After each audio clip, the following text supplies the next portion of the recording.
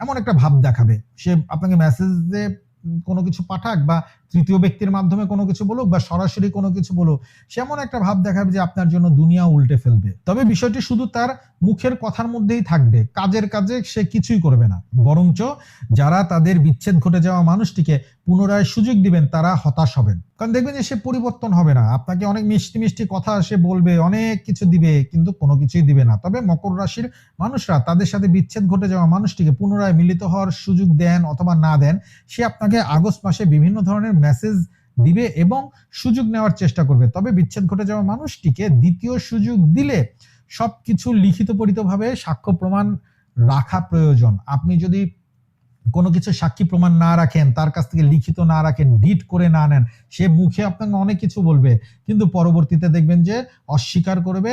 আপনি কোনো সাক্ষী প্রমাণ ছাড়া, কোনো লিখিত পরিত ছাড়া যদি তাকে আবার সুযোগ